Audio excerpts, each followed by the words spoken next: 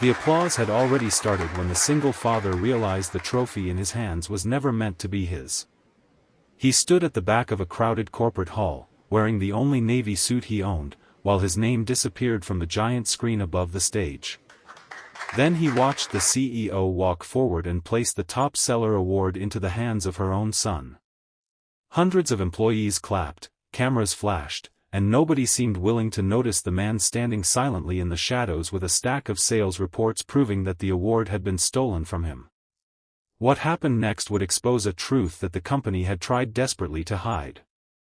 Before we continue, if you believe kindness, honesty, and second chances still matter, please like this video, share it with someone who needs hope, leave a comment, and subscribe to Kindness Hub. Your support helps us bring more stories of courage, compassion, and ordinary people who refuse to give up. His name was Arlen Mercer, a 38-year-old single father who worked as a senior sales representative at Crestline Innovations. Every morning, Arlen arrived before the elevators became crowded. He carried a worn leather briefcase in one hand and his daughter's lunchbox in the other, because he could not afford to waste money on an expensive meal at work while raising his 8-year-old daughter, Nessa, alone. His life was not glamorous. His apartment was small, his car was old, and his refrigerator often contained more leftovers than fresh groceries. But Arlen had something that nobody could buy from a store, an unshakable sense of responsibility. After losing his wife several years earlier, he had promised himself that Nessa would never feel that life had defeated them. Arlen was not the loudest employee at Crestline, nor was he the most polished. He did not attend expensive networking dinners or spend weekends playing golf with executives. Instead, he built relationships the old-fashioned way.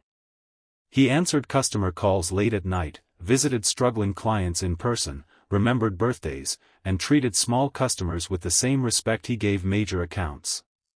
During the company's annual sales competition, his numbers began climbing so quickly that even senior managers noticed. By the final week of the quarter, Arlen had closed more contracts than anyone else in the company. His total sales were not slightly ahead. They were dramatically higher than those of every other representative. The company had a formal award called Top Seller of the Year, and everyone knew Arlen had earned it. His co-workers congratulated him in the hallways. Some joked that he would need to make room on his desk for the trophy. Arlen smiled whenever they mentioned it, but secretly, he was thinking about something much more personal. He planned to take Nessa to dinner with the small bonus that came with the award. She had been asking for months to visit a family restaurant across town, and Arlen had promised they would go when he could afford it. To Nessa, the award was not about corporate recognition. It was proof that all those evenings when her father came home exhausted had meant something. But there was one person who was not celebrating Arlen's success. Crestline's CEO, Serafina Vale, had a son named Kellen, who also worked in the sales department. Kellen was 26, confident, well-dressed, and protected by his mother's position. He had made several large sales that year, but his numbers were nowhere near Arlen's. Everyone inside the company knew it. Unfortunately, everyone also knew that challenging the CEO's son could make a person's career very uncomfortable. 3 days before the award ceremony, Arlen noticed something strange in the company's internal sales system. Several of his completed accounts had suddenly been reassigned to Kellen's employee number. At first, Arlen assumed it was an administrative error. He contacted the sales department and submitted documentation showing that he had personally negotiated the contracts. But instead of correcting the records, his supervisor quietly told him to stop making trouble and trust management. Arlen went home that evening with a knot in his stomach. The next morning, another 3 contracts had disappeared from his account. His numbers had fallen dramatically, while Kellen's had suddenly risen enough to put him at the top of the leaderboard. Arlen spent hours collecting emails, signed contracts, customer confirmations, and payment records. He created a folder containing every piece of evidence. He did not want revenge. He simply wanted the truth to be recognized. On the morning of the ceremony, Arlen received an unexpected message telling him that his award had been reassigned because of a revised performance evaluation. No explanation was given. No meeting was scheduled.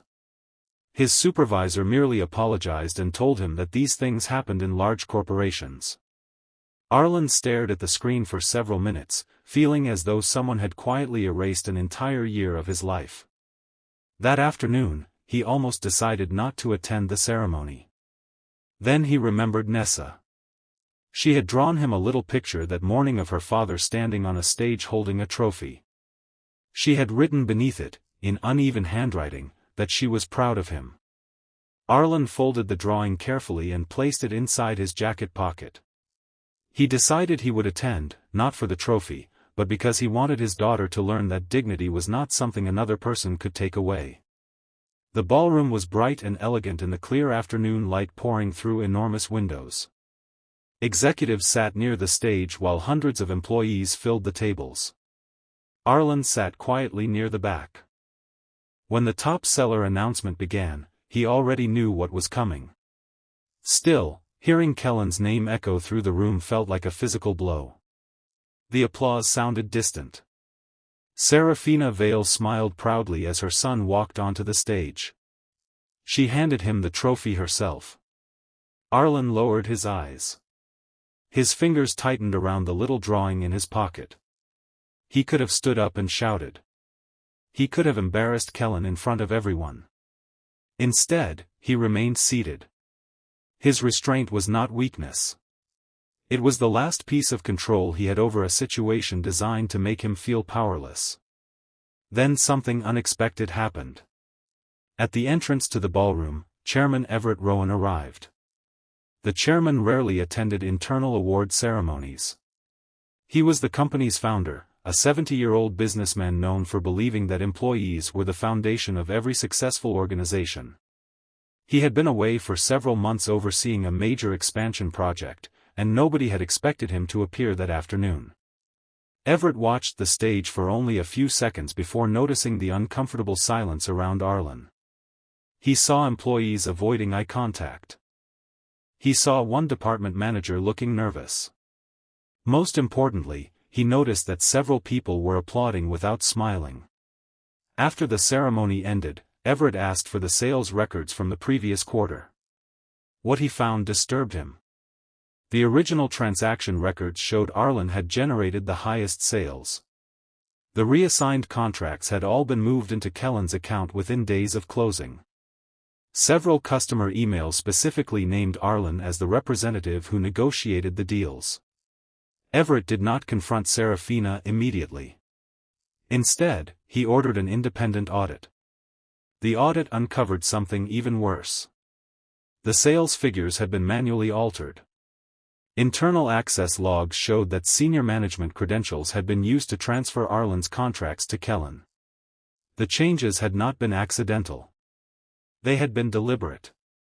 By the next morning, the entire executive floor was in chaos. Serafina was called into a private meeting with the chairman.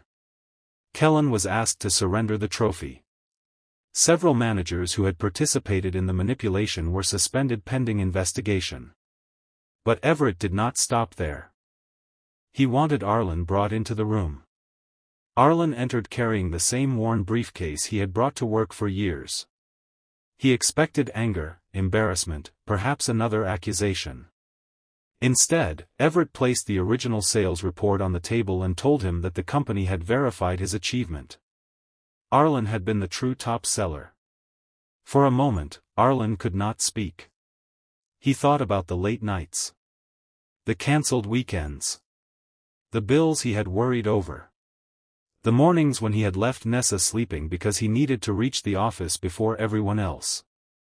Then he thought about the little drawing in his pocket. The chairman did something that surprised everyone. He asked Arlen what he wanted. Arlen could have demanded money. He could have demanded someone be fired. Instead, he asked for something much simpler. He wanted the company to create a transparent sales review system so that no employee, regardless of rank, could have their work taken from them. He wanted junior employees to have a safe way to report unfair treatment without fearing retaliation. Everett agreed. The following week, Arlen was publicly recognized as Crestline's top seller. The company returned the original award, along with the bonus he had earned. But Everett also promoted him to lead a new customer development team, giving him authority to mentor employees who had once felt invisible inside the company. That evening, Arlen finally took Nessa to the restaurant she had been waiting months to visit. He placed the trophy on the seat beside him before they walked inside. Nessa looked at it with enormous eyes, but Arlen told her the most important part was not the trophy. It was the fact that doing the right thing still mattered even when nobody was watching. Months later, Arlen's story became known throughout the company. Employees began speaking up about unfair treatment. Managers became more careful with performance records. The company's culture slowly changed. And although Serafina eventually resigned from her position following the investigation, Arlen never celebrated her downfall. He simply hoped she would learn what he had learned: power means very little when it is used to silence people. Kellen eventually returned the trophy personally. He admitted that he had allowed his mother's influence to make him believe he deserved something he had not earned. Arlen accepted the apology, not because the betrayal had been forgotten, but because he understood that forgiveness could be a way of moving forward without carrying someone else's wrongdoing forever. Years later, Arlen still kept Nessa's little drawing. It was framed above his desk, right beside the award that had once been stolen from him. Whenever a young employee came into his office feeling defeated, Arlen would point toward that drawing and remind them that recognition can be taken, opportunities can disappear, and powerful people can sometimes make unfair decisions, but integrity is something nobody can steal unless you surrender it yourself. And perhaps that was the real victory. Arlen did not win because a chairman rescued him. He won because, when humiliation gave him every reason to become bitter, he chose not to lose the best part of himself. His story proved that sometimes justice arrives late, but that does not mean it has forgotten your name. If this story touched your heart, please take a moment to like the video, share it with someone who needs encouragement, and subscribe to Kindness Hub. Your support helps these stories reach people who may be silently fighting their own battles. And before we end, I have one special request. Comment, "Integrity always wins," below if you believe that honesty should never be sacrificed for power, money, or position. Because sometimes the person standing quietly at the back of the room is not the person who lost. Sometimes they are simply waiting for the truth to walk through the door.